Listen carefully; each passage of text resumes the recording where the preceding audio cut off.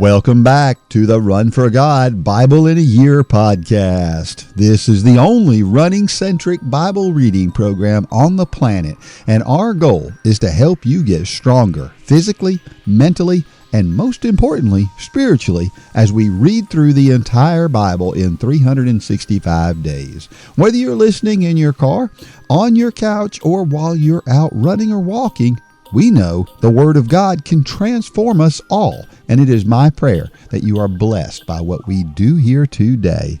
As a reminder, I am reading from the Holman Christian Bible. You can get a copy of the reading plan right below this video, and we are on day 63, and our reading today is going to be from Numbers chapters 21 and 22. But before we get to that, let's talk about our running or walking tip of the day. Here's one that you should already know, but I'm going to say it anyway.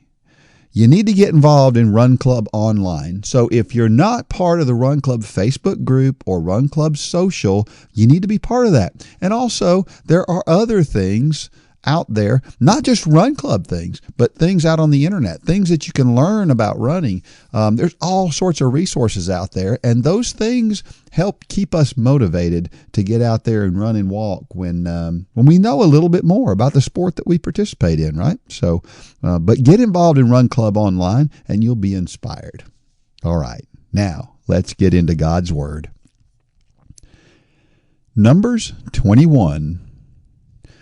When the Canaanite king of Arad, who lived in the Negev, heard that Israel was coming on the Antharim road, he fought against Israel and captured some prisoners. Then Israel made a vow to the Lord, "If you will deliver this people into our hands, we will completely destroy their cities." The Lord listened to Israel's request. The Canaanites were defeated, and Israel completely destroyed them and their cities. So they named the place Hormah.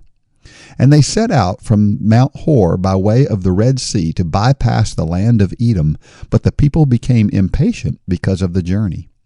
The people spoke against God and Moses. "Why have you led us from Egypt to die in the wilderness? There is no bread or water, and we detest this wretched food." Then the Lord sent poisonous snakes among the people, and they bit them so that many Israelites died.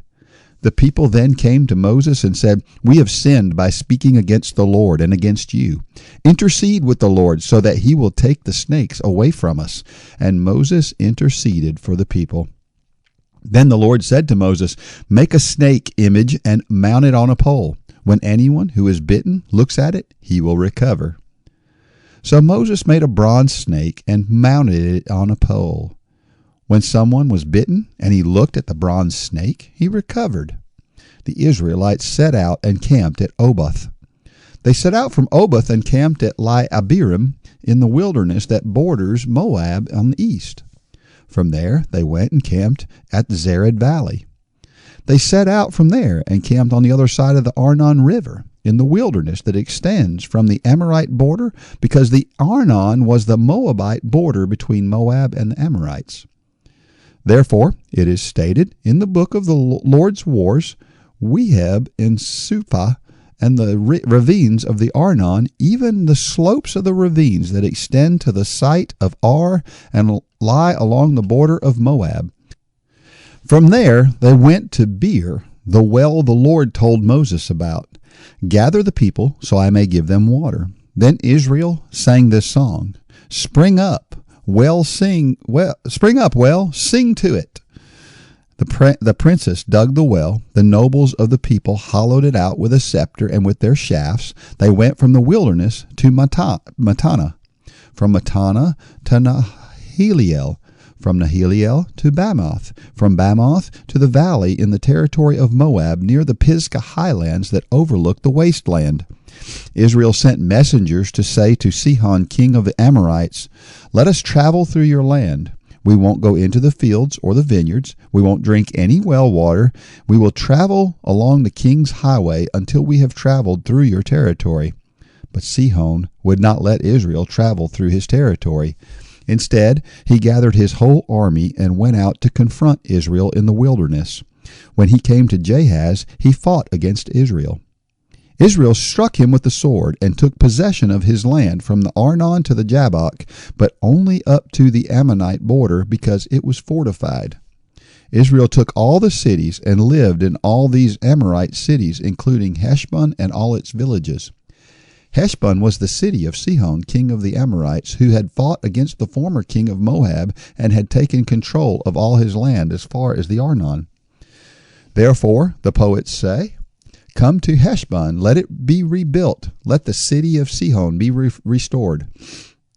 For the fire came out of Heshbon, a flame from the city of Sihon. It consumed Ar of Moab, the lord of Arnon's heights. Woe to you, Moab! You have been destroyed, people of Chemosh. He gave up his sons as refugees, and his sons into captivity to Sihon, the Ammonite king. We threw them down. Heshbon has been destroyed as far as Dibon. We caused desolation as far as Naphah, which reaches as far as Medeba. So Israel lived in the Amorites' land. After Moses sent spies to Jazer, Israel captured its villages and drove out the Amorites who were there. Then they turned and went up the road to Bashan, and Og, king of Bashan, came out against them with his whole army to do battle at Edrei. But the Lord said to Moses, "Do not fear him, for I have handed him over to you along with his whole army and his land. Do to him as you did to Sihon, king of the Amorites, who lived in Heshbon." So they struck him, his sons, and his whole army, until no one was left, and they took possession of his land. Numbers 22. The Israelites traveled on and camped in the plains of Moab near the Jordan across from Jericho. Now Balak, son of Zippor, saw all that Israel had done to the Amorites. Moab was terrified of the people because they were numerous and dreaded the Israelites. So the Moabites said to the elders of Midian, "This horde will devour everything around us, like an ox eats up all the green plants in the field." Since Balak, son of Zippor, was Moab's king at that time, he sent messengers to Balaam, son of Beor, at Pethor, which is by the Euphrates, in the land of his people. Balak said to him, "Look, a people has come out of Egypt. They cover the surface of the land and are living right across from me. Please come and put a curse on these people for me, because they are more powerful than I am. I may be able to defeat them and drive them out of the land, for I know that that those you bless are blessed, and those you curse are cursed." The elders of Moab and Midian departed with fees for divination in hand. They came to Balaam and reported Balak's words to him. They said to them, "Spend the night here, and I will give you the answer the Lord tells me." So the officials of Moab stayed with Balaam. Then God came to Balaam and asked, "Who are these men with you?" Balaam replied to God, "Balak, son of Zippor, king of Moab, sent this message to me. Look, a people has come out of Egypt, and they cover the surface of the land. Now come and put a curse on them for me. I may be able to fight against them and drive them away." Then God said to Balaam, "You are not to go with them. You are not to curse this people, for they are blessed." So Balaam got up the next morning and said to Balak's officials, "Go back to your land, because the Lord has refused to let me go with you." The officials of Moab arose, returned to Balak, and reported, "Balaam refused to come with us." Balak sent officials again who were more numerous and higher in rank than the others. They came to Balaam and said to him, "This is what Balak, son of Zippor, said. Let nothing keep you from coming to me, for I will greatly honor you and do whatever you ask me. So please come and put a curse on these people for me." But Balaam responded to the servants of Balak, "If Balak were to give me his house full of silver and gold, I could not go against the command of the Lord my God to do anything small or great. Please stay here overnight as the others did, so that I may find out what else the Lord has to tell me." God came to Balaam at night and said to him, "Since these men have come to summon you, get up and go with them, but you must only do what I tell you." When he got up in the morning, Balaam saddled his donkey and went to the officials of Moab. But God was incensed that Balaam was going, and the angel of the Lord took his stand on the path to oppose him. Balaam was riding his donkey, and his two servants were with him. While the donkey saw the angel of the Lord standing on the path with a drawn sword in his hand, she turned off the path and went into the field. So Balaam hit her to return her to the path. Then the angel of the Lord stood in a narrow passage between the vineyards, with a stone wall on either side. The donkey saw the angel of the Lord and pressed herself against the wall, squeezing Balaam's foot against it.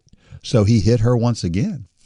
The angel of the Lord went ahead and stood in a narrow place where there was no room to turn to the right or the left. When the donkey saw the angel of the Lord, she crouched down under Balaam. So he became furious and beat the donkey with his stick. Then the Lord opened the donkey's mouth, and she asked Balaam, "What have I done to you that you have beaten me these 3 times?" Balaam answered the donkey, "You made me look like a fool. If I had a sword in my hand, I'd kill you now." But the donkey said, "Am I not the donkey you've ridden all your life until today? Have I ever treated you this way before?" "No," he replied. Then the Lord opened Balaam's eyes, and he saw the angel of the Lord standing in the path with a drawn sword in his hand. Balaam knelt and bowed down with his face to the ground. The angel of the Lord asked him, "Why have you beaten your donkey these 3 times? Look, I came out to oppose you, because what you are doing is evil in my sight. The donkey saw me and turned away from me these 3 times. If she had not turned away from me, I would have killed you by now and let her live." Balaam said to the angel of the Lord, "I have sinned, for I did not know that you were standing in the path to confront me. And now, if it is evil in your sight, I will go back." Then the angel of the Lord said to Balaam, "Go with the men, but you are to say only what I tell you." So Balaam went with Balak's officials. When Balak heard that Balaam was coming, he went out to meet him at the Moabite city on the Arnon border at the edge of his territory. Balak asked Balaam, "Did I not send you an urgent summons?